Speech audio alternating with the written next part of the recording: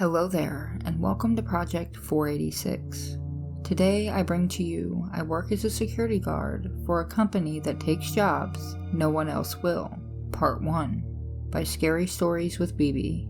I want to thank him for allowing me to use these stories on my channel, and I urge you to go check out his Facebook page, his Reddit, and most of all his book, titled Scary Stories with BB Halloween Collection, which is available on Amazon right now. I know when I started reading it, I had trouble putting it down, so if you're a lover of dark tales, you're sure to enjoy it. All of the links to his social media and to his book are down below in the description, so please show him some love and support. Now, on with the show. I've been a security guard in my company for over 2 years now, but the work my company does is not your typical run-of-the-mill. To put it simply, my company accepts jobs which no other security company will. That includes high-risk assignments which often result in deaths of staff members or abandoning their posts. Let me take it from the top. When I started working here, they had a very long one-on-one with me to explain all the potential dangers I would be facing. They also made me sign an NDA and a bunch of other papers which stated that if something were to happen to me, the company would not be held responsible. They explained that the job was risky, but also paid well. I had been jobless for a while and jumped at the opportunity regardless of the risks. Unlike most other companies though, they made me read through the entire NDA aloud and made sure I was aware of all the rules. Some of the things I read there made me think initially that this was all a joke, but then I saw that my superior was dead serious. My job would basically be to provide support to the guards at other posts via comms and patrol the perimeter I was stationed at. Now our HQ was located in an office building compound, which had multiple companies renting the adjacent buildings. I would most likely work nights with the occasional mornings. The rules were as follows. I was to do a full sweep of the compound and all offices save for Building 4, the call center office. I was not to approach Building 4 under any circumstances, no matter what I heard from the outside. Even if I saw someone inside from the windows, I was not to engage. When I asked for more details, they refused to answer me, stating that I should simply obey their orders if I value my life. Now, people have a normal 9-to-5 job in that building, and nothing seems to be wrong during the day.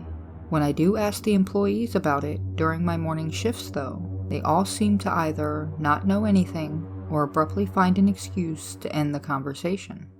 For Building 6, the designer company, the rules were even stranger. Here's what the chief told me. In Building 6, you may sometimes run into someone, a woman to be precise. She's going to try to start a conversation with you. It is imperative that you ignore her presence at all costs.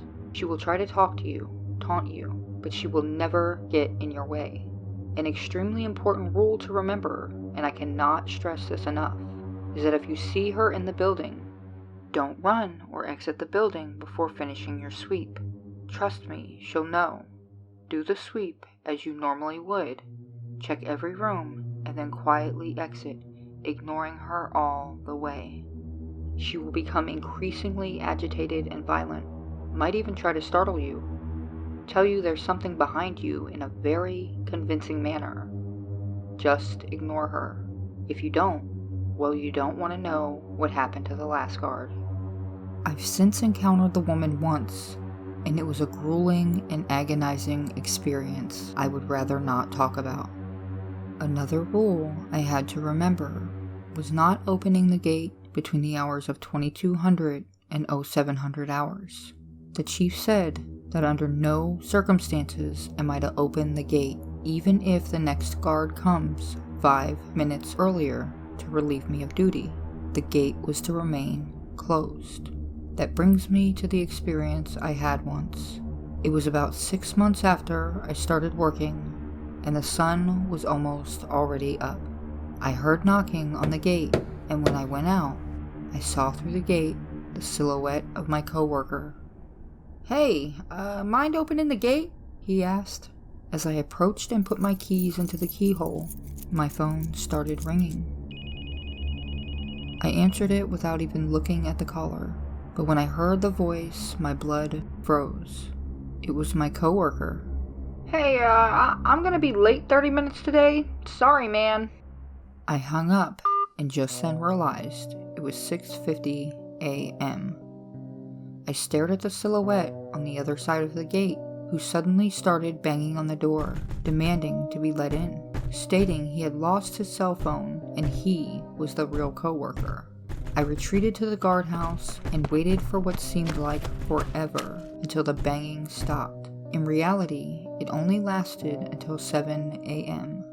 Those were all the rules I had to follow on my own post, and most of the time, it's uneventful. However, I've heard stories from other coworkers. Since I'm in contact with guards at other posts, one of them told me this story. He worked as a guard in a residential building, and one night, an old man who lived there called him to come to his apartment. He didn't explain what was wrong, just told him to go there, so he did. When he reached the apartment, the wife of the old man was crying, stating that her husband was dead. The guard tried convincing her that her man was very much alive and had in fact brought him there. But when he turned around, the old man was gone. It was then that he saw the old man's dead body in his chair near his sobbing wife. He quit the same night. Another creepy thing that happened was on a farmstead which our company has guards posted on. A guy by the name of Jeff, who worked there, told me about his own experience, which made him run away from his post in the middle of the night. So apparently, the farm was empty at that time, since it needed some more stuff built first. But his duty was to basically patrol circles around the farm and make sure there were no squatters or vandals.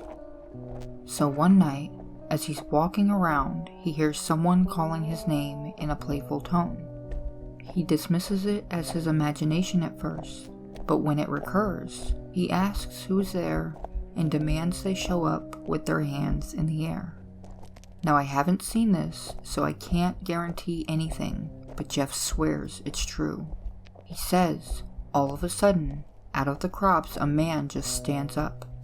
The top of the crops reached to his waist, which was technically impossible because the crops themselves were taller than Jeff, and he's a pretty tall guy. But the man grins at Jeff and continues calling his name playfully, as if he's still hiding from him. Needless to say, Jeff didn't stick around to see what the fuck that guy wanted.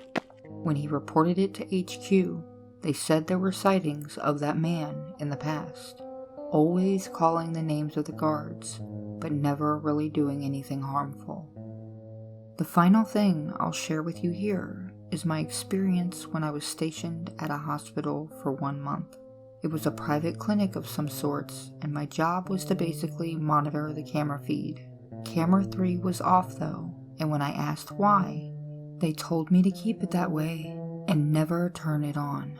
They also said that from time to time, I may see a person on the feed, which covered the outside of the security office, and that he would just be standing there facing the door.